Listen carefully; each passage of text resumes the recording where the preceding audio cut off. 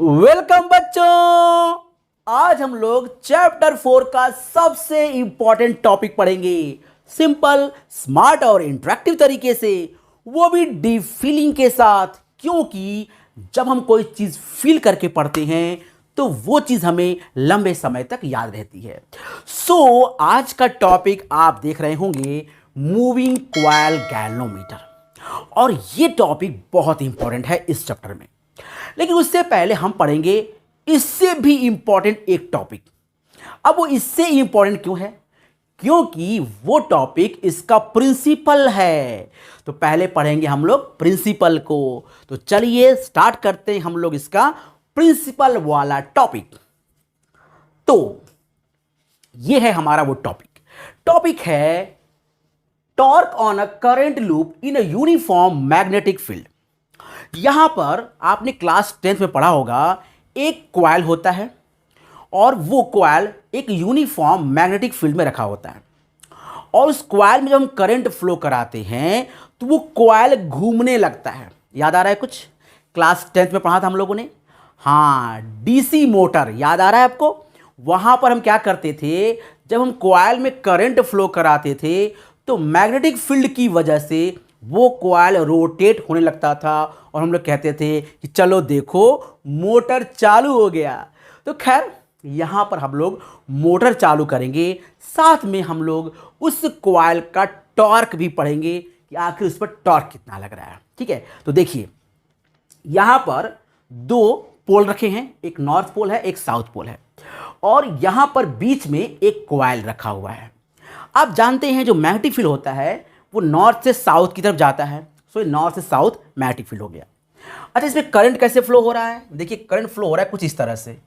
ये है current flow का डायरेक्शन, ये देखिए, मतलब this is called anti clockwise current flow हो रहा है इस कॉइल में। ठीक है, अब ये घूमेगा, हमने क्लास 10 पढ़ा था कैसे घूमेगा, पहले उसको देख लेते हैं, उसके बाद हम टॉर्क आराम से निकाल सकते हैं। देखिए ये कॉइल है, और हम मान लेते हैं कि ये हमारा नॉर्थ पोल है और ये हमारा साउथ पोल है। तो आप अपने अकॉर्डिंग देख लीजिए, ये नॉर्थ पोल और साउथ पोल, और हम मैग्नेटिक फील्ड में आ खड़े हुए हैं। ठीक, अपने एक कॉइल के साथ। तो हमने इस कॉइल को ऐसे रख लिया है।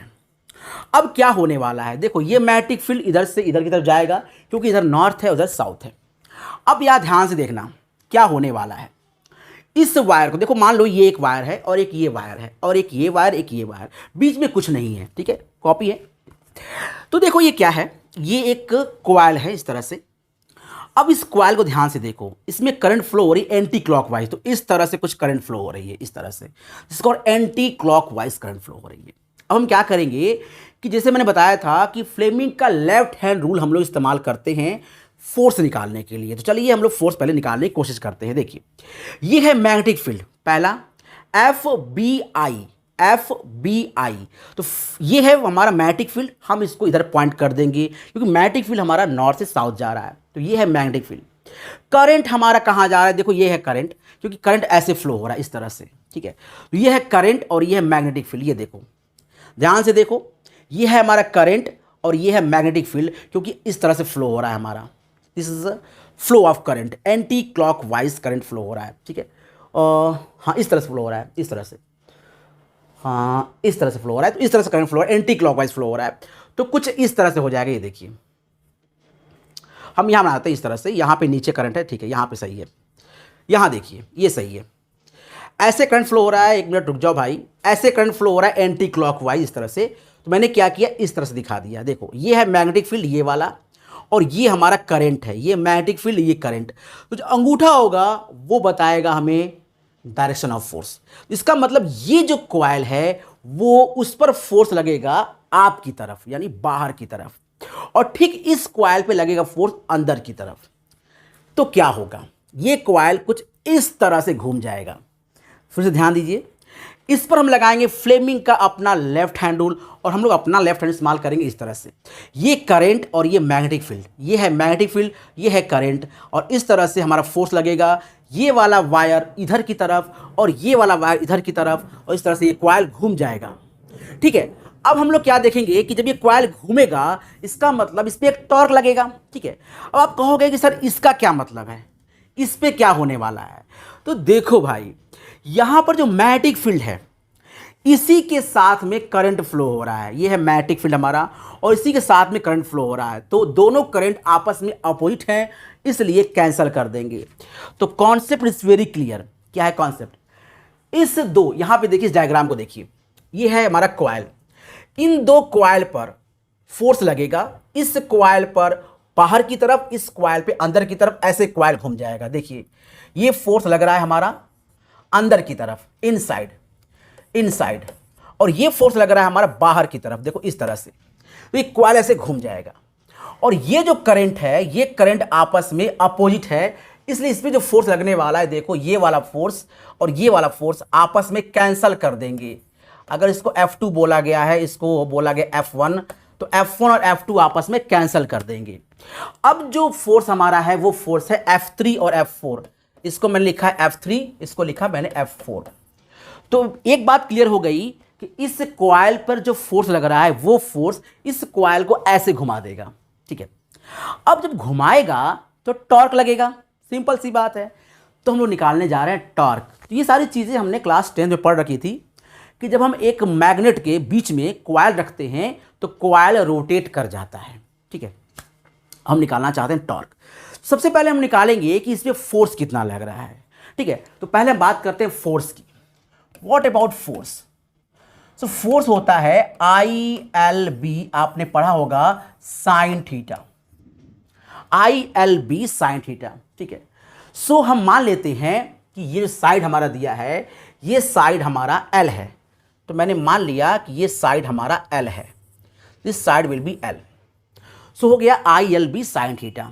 अब देखिए यहां पर L और B के बीच में कितना एंगल है, लेंथ और यानी करंट एलिमेंट और मैग्नेटिक फील्ड के बीच में कितना एंगल है। अब आप खुद सोचिए, ये था हमारा एंटी क्लॉकवाइज, यानी कि कुछ इस तरह से हमारा करंट फ्लो हो रहा था, मतलब इस तरह से, सॉरी मतलब एंटी क्लॉकवाइज फ्लो हो रहा था, कुछ इस तरह से करंट फ्लो हो रहा था, इस तरह से, ये देखिए ऐसे करंट फ्लो हो रहा था। सो और मैग्नेटिक फील्ड कुछ इस तरह से था, तो दोनों के बीच में एंगल कितना था, 90 डिग्री, क्योंकि मैग्नेटिक फील्ड कुछ इस तरह से था और करंट कुछ इस तरह से था, दोनों बीच एंगल कितना बन रहा है, 90 डिग्री। सो इसका मतलब यहां पर रख देंगे हम लोग 90 डिग्री, और ये हो जाएगा ILB sine 90 degree, that means ILB। 90 क्यों हुआ? क्योंकि लेंथ यानी करंट और मैग्नेटिक फील्ड के बीच में जो एंगल बन रहा था वो बन रहा था 90 डिग्री, इसलिए हमारा यहां पर थीटा हो जाएगा 90 डिग्री, और फोर्स हो गया ILB, ठीक है। चलिए this is the force ILB। अब हम निकालेंगे टॉर्क। तो व्हाट अबाउट टॉर्क? टॉर्क हो जाता है force into perpendicular distance. This is a very important part. इस टॉपिक का यही सबसे इंपॉर्टेंट पार्ट है कि परपेंडिकुलर डिस्टेंस क्या होता है। अब देखिए यहां पर जो कॉइल है, ये जो कॉइल आप देख रहे हो, इस कॉइल पर एक फोर्स लग रहा है, ठीक है।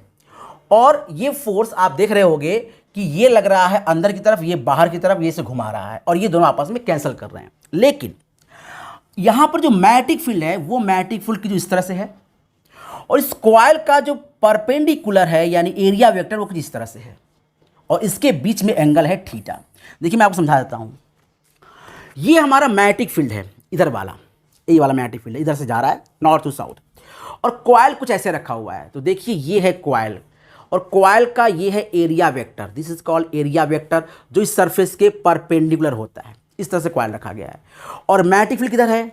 सो मैग्नेटिक फील्ड हमारा जो है कुछ इस तरह से है। देखिए ये है मैग्नेटिक फील्ड, जस्ट हॉरिजॉन्टल। ये देखिए ये क्या है? ये है एरिया वेक्टर, ये है कॉइल और ये है एरिया वेक्टर, देखिए इस तरह से इसके परपेंडिकुलर, और ये जो है हमारा सीधा सीधा ये है magnetic field.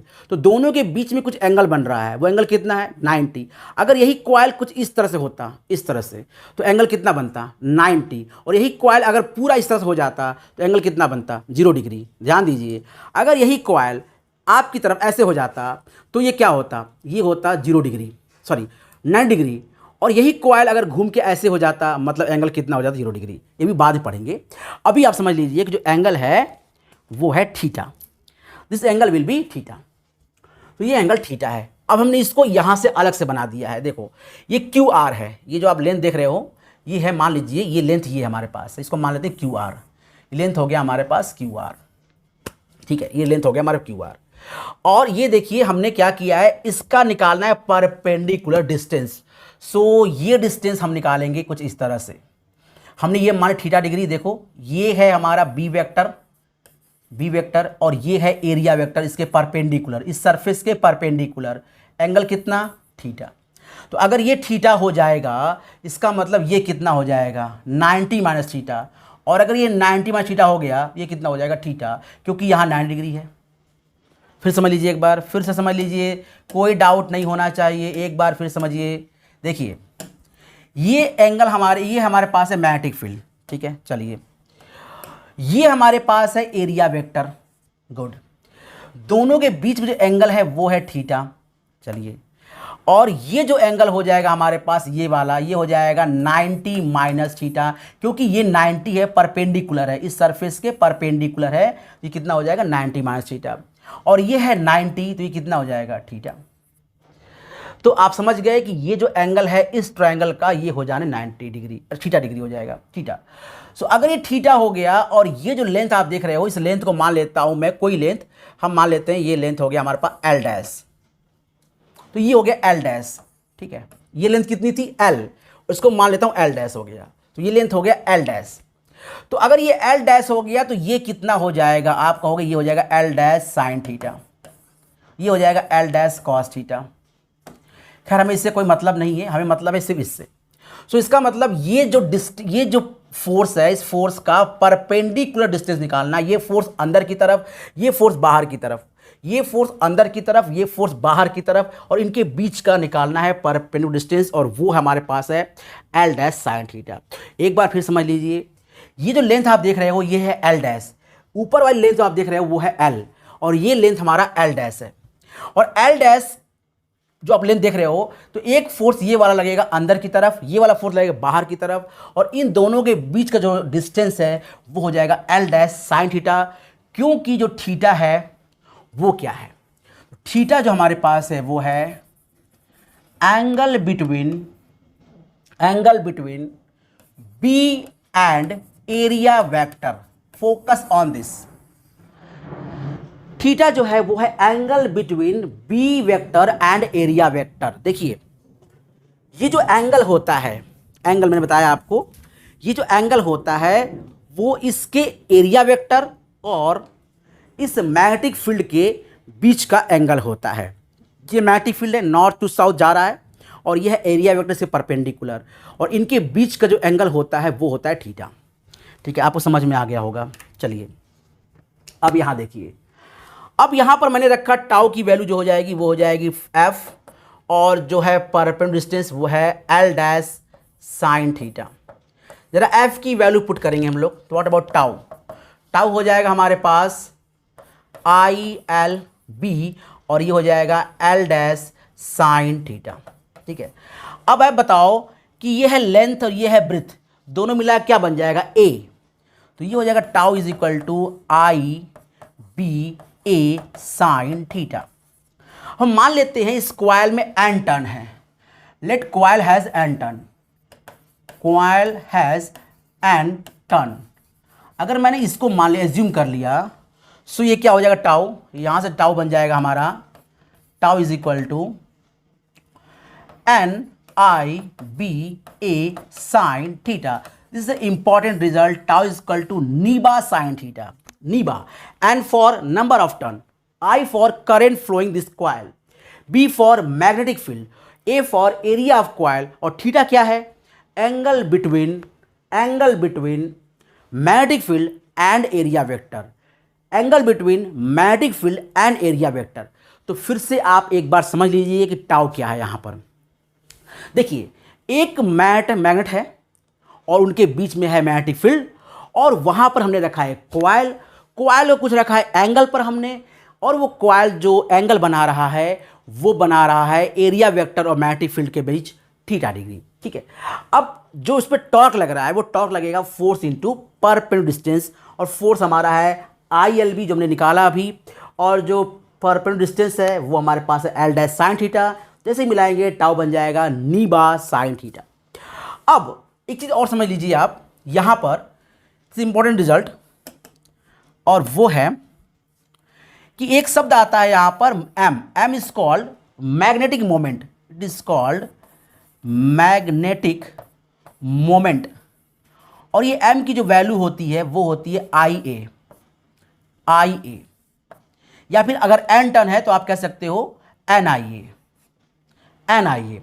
So what about tau बन जाएगा यहाँ पर, अगर एन आई निकाल देंगे तो बन जाएगा यहाँ पर M B sine theta, tau is equal to M B sine theta.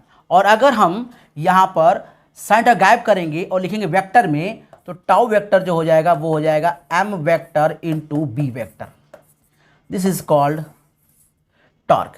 तो टॉर्क की 3 वैल्यू इंपॉर्टेंट है, पहला टाउ इज इक्वल टू नी बा साइन थीटा, दूसरा tau is equal to M B sine theta, और तीसरा tau is equal to M cross B.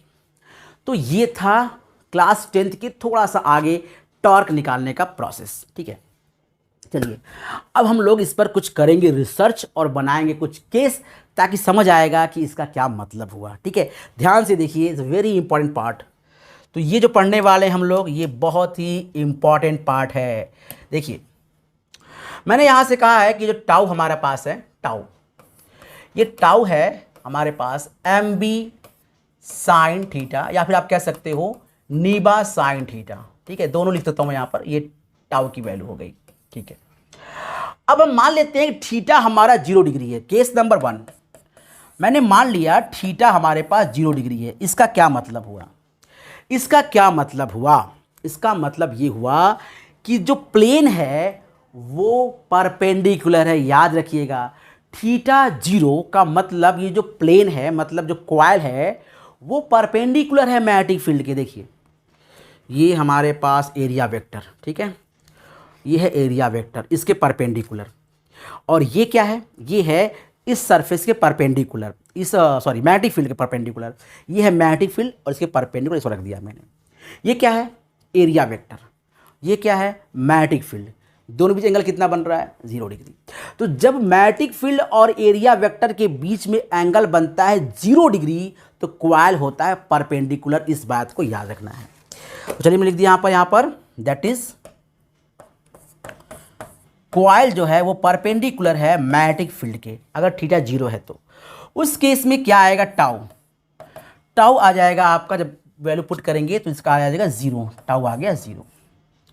मतलब अगर आप प्लेन को परपेंडिकुलर रखेंगे तो उस प्लेन पर, इन इस कॉइल पर कोई टॉर्क नहीं लगेगा, ठीक है। चलिए अब हम बात करते हैं केस नंबर 2। अगर मैंने रख दिया theta is equal to 90 degree, इसका मतलब क्या हुआ, इसका मतलब हुआ जो कॉइल है वो पैरेलल है मैग्नेटिक फील्ड के। तो थीटा अगर 90 डिग्री है, इसका मतलब जो कॉइल है वो पैरेलल है मैग्नेटिक फील्ड के। उस केस में जो टाउ हो जाएगा हमारा, वो हो जाएगा M B sine 90 degree, that is tau is equal to M B, या फिर आप कह सकते हो कि टाउ इज इक्वल टू नीबा, और ये होता है maximum torque. This is called maximum torque, ठीक है। अच्छा, अगर यहाँ पे थीटा हमारा अगर 180 होता तो भी रिजल्ट हमारे यही होता। तो इसका मतलब ये हुआ कि अगर हमारा प्लेन परपेंडिकुलर हो, तो जो टॉर्क है वो 0 होगा। अगर हमारा प्लेन इसके पैरेलल हो, यानी कॉइल इसके पैरेलल हो, तो मैग्नेटिक फील्ड हमारा जो होगा वो मैक्सिमम होगा, टॉर्क जो होगा वो हमारा मैक्सिमम होगा, और वो होगा नीबा, दैट इज एमबी, ठीक है। ये हम लोग का आज का टॉपिक था, ठीक है। चलिए आपको समझ में आ गया होगा। अब इसी का यूज करने वाले हैं हम लोग मूविंग कॉइल गैल्वेनोमीटर में। तो जैसा कि मैंने कहा था आपसे, this is a very important topic, moving coil galvanometer, और इसका प्रिंसिपल भी वही है, सेम। क्या है प्रिंसिपल इसका, एक कॉइल को, एक करंट कैरिंग कॉइल को अगर हम मैग्नेटिक फील्ड में रखते हैं तो उस कॉइल पर टॉर्क लगता है और वो कॉइल घूम जाता है। यही है इस गैल्वेनोमीटर का principle. So moving coil galvanometer का प्रिंसिपल क्या है?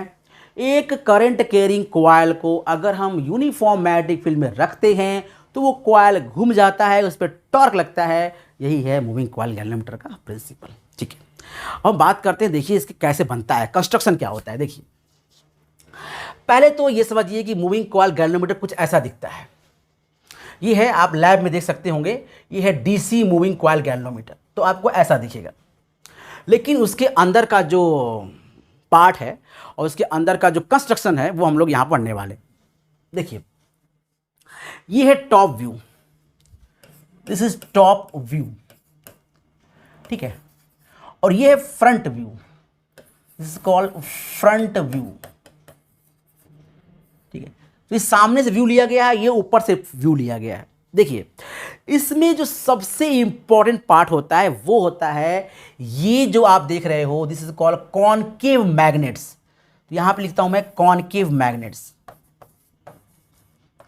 मैग्नेट्स ये क्यों होता है, यही आपके एग्जाम में आता है, वेरी इंपॉर्टेंट पार्ट।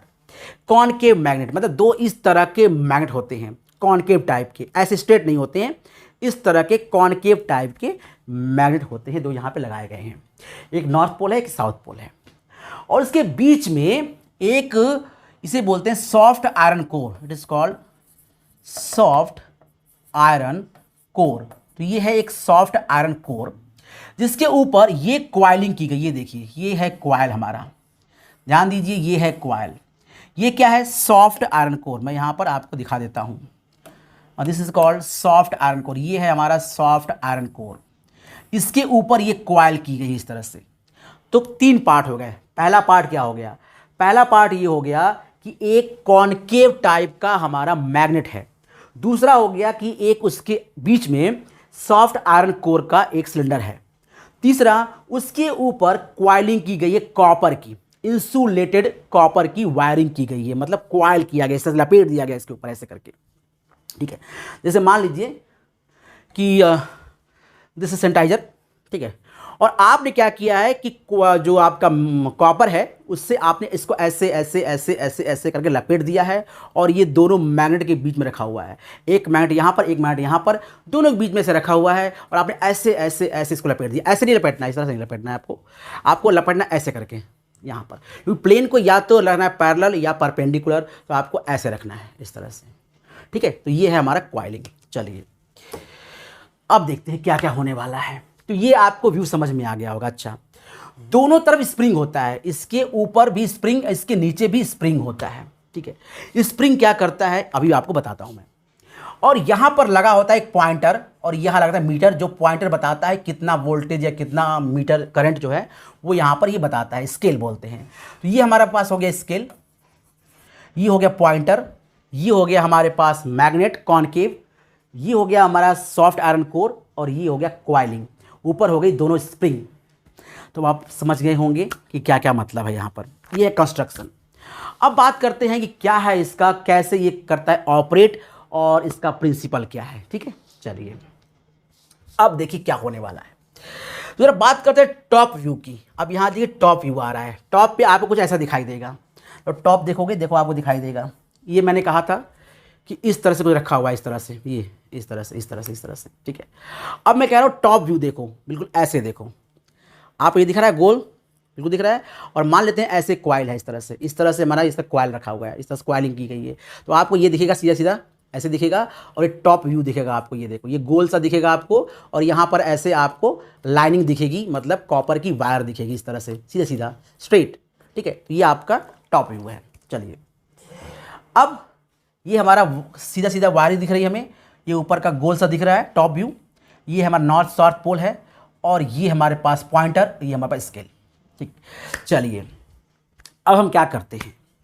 सबसे पहली बात, ये कॉनकेव मैग्नेट क्यों होता है, क्यों हम यहाँ पर कॉनकेव मैग्नेट लेते हैं। देखो कॉनकेव जब मैग्नेट लेंगे तो ये जो मैग्नेटिक फील्ड होती है ये हमेशा इस सरफेस के परपेंडिकुलर ही निकलती है, सरफेस के परपेंडिकुलर। कुछ देखो ऐसे निकलेगी, जरा ध्यान देना भाई, कुछ ऐसे देखो, यहाँ से निकली परपेंडिकुलर इस तरह से, फिर यहाँ से निकलेगी परपेंडिकुलर इस तरह से, फिर यहाँ से परपेंडिकुलर, फिर यहाँ से परपेंडिकुलर, फिर यहाँ से परपेंडिकुलर, ये इस तरह से परपेंडिकुलर। यहाँ से देखो, यहाँ परपेंडिकुलर, फिर यहाँ से परपेंडिकुलर, ठीक है, फिर यहाँ से परपेंडिकुलर, फिर यहाँ से परपेंडिकुलर, यहाँ से परपेंडिकुलर।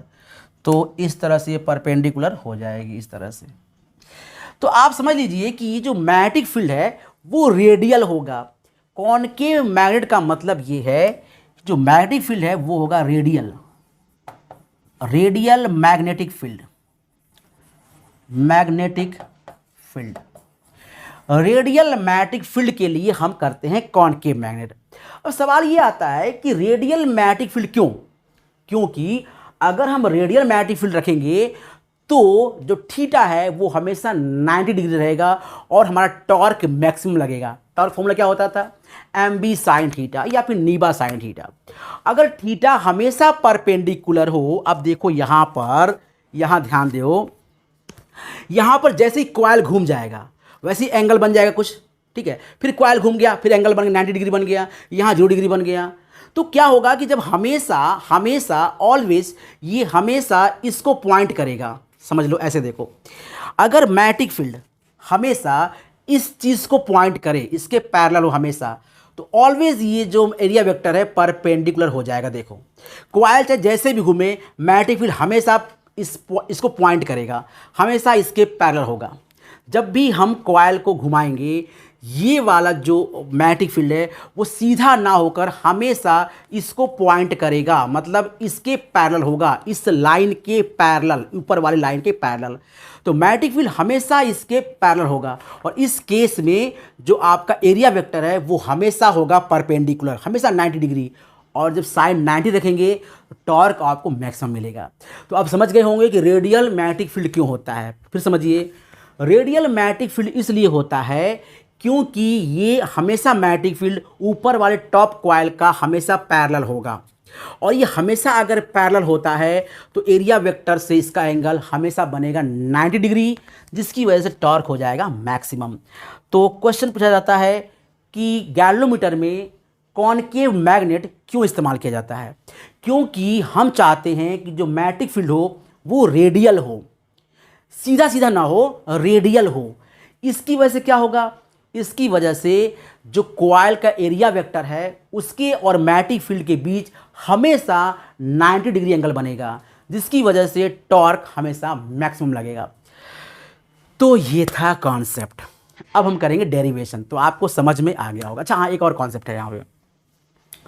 जब ये घूमेगा, जब हम करंट देंगे और जैसे ही करंट देंगे इसमें टॉर्क लगेगा और ये घूम जाएगा। जैसे ही घूमेगा ना, वैसे ही जो स्प्रिंग है ये इसे वापस लाने की कोशिश करेगा, क्योंकि अगर इसे वापस नहीं लाएगा तो ये तो बिल्कुल तोड़ के निकल जाएगा बैरियर। भाई कोई चीज़ देखो, यहाँ पर ये है, अगर एक कॉइल घूम गया तो ये तोड़ के निकल जाएगा बाहर। कोई तो हो जिसे रोके, तो रोकने वाला जो शख्स है वो है स्प्रिंग। स्प्रिंग जो होता है उसके पास होता है एक अपनी स्ट्रेंथ, ठीक है। उस स्ट्रेंथ की वजह से ये स्प्रिंग इस कॉइल को रोक लेता है, ठीक है। तो इतने सारे पार्ट हो गए इसके। अब हम लोग करेंगे इसके डेरिवेशन। देखिए, जैसा कि मैंने कहा आपसे कि इसका जो टॉर्क होता है यानी कि डिफ्लेक्शन, इसका जो डिफ्लेक्शन है अल्फा, ये डिफ्लेक्शन है हमारा अल्फा। तो इसका जो डिफ्लेक्शन होता है अल्फा वो प्रोपोर्शनल होता है, सॉरी टॉर्क जो टॉर्क हमारा है यानी NBA वो प्रोपोर्शनल होता है NIBA नीबा, ये प्रोपोर्शनल होता है अल्फा के। अल्फा क्या है? डिफ्लेक्शन, डिफ्लेक्शन वाला एंगल है अल्फा। तो फिर से एक बार समझ लीजिए, मैं फिर से कर देता हूँ ताकि आपको कन्फ्यूजन ना हो कोई। देखिए, हाँ, जो टॉर्क है यहाँ पर, टॉर्क वो प्रोपोर्शनल होगा डिफ्लेक्शन के, डिफ्लेक्शन एंगल के, डिफ्लेक्शन एंगल के। इसका मतलब जो नीबा होगा हमारा, नीबा वो प्रोपोर्शनल होगा हमारा अल्फा के। जब हम इसे खोलेंगे तो NiBa जो हो जाएगा वो हो जाएगा is equal to K alpha. जो K होता है उससे बोलते हैं टोरिजन कांस्टेंट या फिर स्प्रिंग कांस्टेंट। तो यहाँ पर टोरिजन कांस्टेंट हो गया। अब यहाँ से अगर हम चाहते हैं निकालना कि I की वैल्यू कितनी होगी, तो I कितना हो जाएगा, I हो जाएगा K अल्फा अपॉन NBA, ये वैल्यू है। और जो K अपॉन NBA होता है उसे बोलते हैं हम लोग G, this called I is equal to G alpha. और जो G होता है उसे बोलते हैं galvanometer constant, called galvanometer constant, meter constant. तो अभी आपको समझ आ गया होगा, ये टॉर्क होता है यानी जो घुमाता है, जो टॉर्क लगा है स्प्रिंग के ऊपर, सॉरी इस कॉइल के ऊपर, उससे स्प्रिंग रोकेगा। ठीक है, तो स्प्रिंग जब रोकेगा तब उसका जो डिफ्लेक्शन एंगल होगा वो टॉर्क के बराबर होगा। जो टॉर्क होगा वो डिफ्लेक्शन एंगल के प्रोपोर्शनल होगा, इसलिए मैंने यहाँ लिखा है के अल्फा। और के की जो वैल्यू है, के जो है वो spring constant, that's torsion constant. और यहाँ पे जो करंट है वो है K upon N B A alpha. और N K upon N B A को बोलते हैं G, this is called galvanometer constant. तो आई क्या मिल गया हम लोग को, जी अल्फा मिल गया। चलिए अब जरा गैल्वेनोमीटर का काम बताते हैं, गैल्वेनोमीटर का यूज क्या है, वैसे क्या है एडवांटेज और क्या है डिसएडवांटेज। तो देखो, गैल्वेनोमीटर जो होता है वो करंट और वोल्टेज मेजर करता है, करंट और वोल्टेज को। तो क्या जरूरत पड़ती है अमीटर और वोल्ट मीटर की, जब गैल्वेनोमीटर दोनों काम कर सकता है, यानी करंट और वोल्टेज दोनों को मेजर कर सकता है, तो वोल्ट मीटर और अमीटर क्या मतलब है, क्या यूज है उसका। तो देखो, जो गैल्वेनोमीटर होता है ना वो बहुत ही स्मॉल करंट को मेजर करता है। स्मॉल करंट मतलब मिली एम्पियर या फिर माइक्रो एम्पियर। सो गैल्वेनोमीटर बहुत स्मॉल करंट, मिली एम्पियर या माइक्रो एम्पियर करंट को मेजर कर सकता है। यह है इसकी खासियत, एडवांटेज, कि वो है मिली एम्पियर और माइक्रो एम्पियर करंट को मेजर कर सकता है। चलिए अच्छी बात है। दूसरी बात यह है कि इसका डिसएडवांटेज क्या है। डिसएडवांटेज ये है, यही है कि वो बहुत छोटे ही करंट को मेजर कर पाता है, बड़े करंट को मेजर नहीं कर पाता है। भाई अगर हम छोटा करंट मेजर करना चाहते हैं तो अच्छी बात है, गैल्वेनोमीटर ले लेंगे हम, गैल्वेनोमीटर हमारे फ़ायदेमंद है। लेकिन अगर हम बड़ा करंट मेजर करना चाहते हैं तो गैल्वेनोमीटर कोई मतलब नहीं है। क्या होगा अगर हम ज़्यादा करंट मेजर करना चाहेंगे, तो ये गैल्वेनोमीटर जल जाएगा भाई, फूक जाएगा, ऐसे बिल्कुल धुआं हो जाएगा। सो गैल्वेनोमीटर टूट जाएगा, जल जाएगा अगर हम ज़्यादा करंट मेजर करने की कोशिश करेंगे। सीधी बात, गैल्वेनोमीटर सिंपल यानी माइक्रो और मिली बहुत ही छोटे करंट को मेजर कर सकता है, ये इसकी एडवांटेज है। लेकिन यही इसकी डिसएडवांटेज भी है कि छोटे ही करंट को मेजर कर पाता है। अगर हम बड़ा करंट मेजर करना चाहें तो गैल्वेनोमीटर काम नहीं करेगा, जल जाएगा, फूंक जाएगा। ठीक है, समझ में आ गया। अब सबसे इंपॉर्टेंट पार्ट पढ़ने वाले हैं गैल्वेनोमीटर का, सेंसिटिविटी। तो चलिए हम बात करेंगे सेंसिटिविटी। क्या होता है सेंसिटिविटी? तो सेंसिटिविटी का मतलब क्या होता है? देखो, हम कहते हैं ना कि ये इंसान बहुत सेंसिटिव है, मतलब थोड़ी सी बात उसके दिल पे लग जाती है, इसका मतलब वो आदमी बहुत ज़्यादा सेंसिटिव है, छोटी सी बात उसको लग जाती है। कुछ लोग होते हैं इन्हें छोटी छोटी बात दिल पे लग जाती है, और कुछ लोग होते हैं कि डांटते रहो, बोलते रहो, कोई फ़र्क नहीं पड़ता। बट हमारा गैल्वेनोमीटर ऐसा नहीं है। हमारा गैल्वेनोमीटर बहुत सेंसिटिव है, छोटी छोटी बातें उसको लग जाती हैं, दिल पे चुभ जाती हैं, इसीलिए सेंसिटिव डिवाइस होता है। चलिए हम निकालते हैं गैल्वेनोमीटर की सेंसिटिविटी। गैल्वेनोमीटर दो तरह से होता है सेंसिटिव। गैल्वेनोमीटर में होता है करंट सेंसिटिविटी और वोल्टेज सेंसिटिविटी। तो पहले हम निकालेंगे करंट सेंसिटिविटी। चलिए बात करते हैं करंट सेंसिटिविटी की। It's called current sensitivity. Current sensitivity क्या कहता है? ये कहता है अल्फा अपॉन आई, मतलब करंट के अनुपात में, करंट के सापेक्ष में, करंट के रिलेटिव में अल्फा कितना है, कितना डिफ्लेक्शन है। मतलब अगर हम आपको करंट दे रहे हैं, आप कुछ बोल रहे हैं, तो आपके अंदर कितना डिफ्लेक्शन है, यही है सेंसिटिविटी आपका। अगर आप ज़्यादा डिफ्लेक्ट होते हैं तो आपकी सेंसिटिविटी ज़्यादा है, आप कम डिफ्लेक्ट होते हैं तो आपकी सेंसिटिविटी कम है। फिर समझिए, अगर मैंने आपको करंट दिया और आपका डिफ्लेक्शन ज़्यादा हो गया, थोड़ा सा करंट दिया और डिफ्लेक्शन ज़्यादा हो गया, मतलब आप बहुत ज़्यादा सेंसिटिव हैं। अगर मैंने करंट दिया थोड़ा सा लेकिन डिफ्लेक्शन बहुत कम हुआ, मतलब आप कम सेंसिटिव हैं। So this is called current sensitivity alpha upon I. चलिए यहाँ देखिए अल्फा की वैल्यू क्या थी, ये देखो अल्फा की वैल्यू क्या थी। देखो अगर हम यहाँ की बात करें तो अल्फा क्या हो जाएगा, अल्फा हो जाएगा, ये देखो अल्फा की वैल्यू क्या आएगी, यहाँ से ध्यान देखो, अल्फा नीबा अपॉन के, NIBA अपॉन के, ये है अल्फा की वैल्यू। आप यहाँ से भी निकाल सकते हो, अल्फा इज इक्वल टू नीबा अपॉन के। तो इसको हम लोग यहाँ रख देंगे, इज कॉल्ड नीबा अपॉन के, नीबा अपॉन के, और यहाँ पर आई पहले से ही है, आई कट जाएगा, इज कॉल्ड NBA अपॉन के। ये होता है हमारा करंट सेंसिटिविटी, जिसको बोलते हैं IS, इसको करते डिनोट IS से। तो जो IS हमारा हो गया, मैं लिखता हूँ यहाँ पर IS जो हमारा हो गया वो हो गया NBA अपॉन के, दिस इज कॉल्ड IS। अच्छा, अब निकालेंगे वोल्टेज सेंसिटिविटी, वोल्टेज सेंसिटिविटी।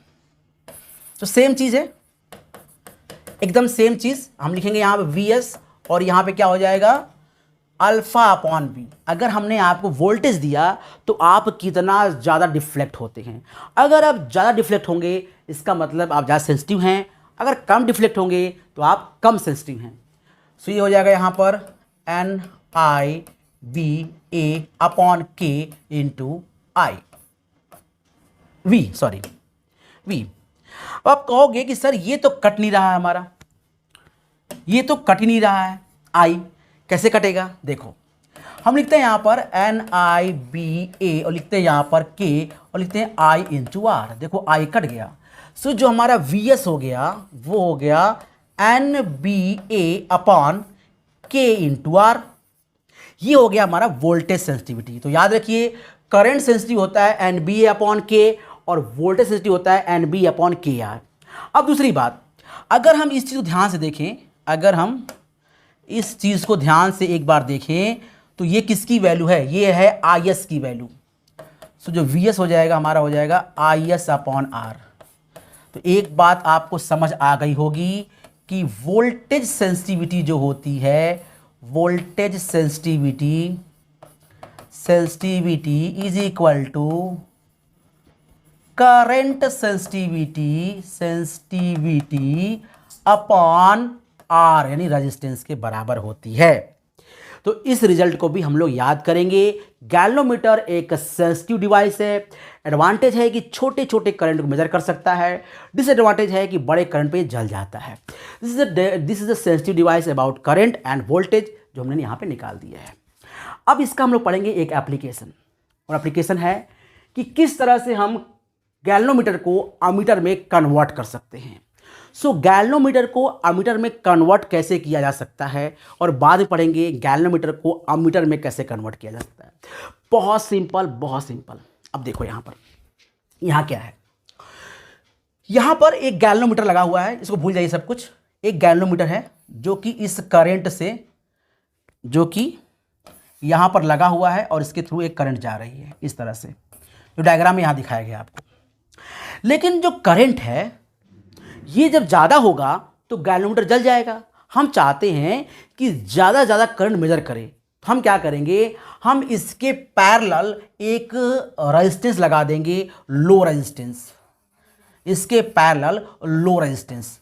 आपने कहा कि लो क्यों लगाया, लो क्यों लगाया, क्योंकि रेजिस्टेंस जब लो होगा, आपने देखा V is equal to I R, यहाँ देखो V is equal to I are.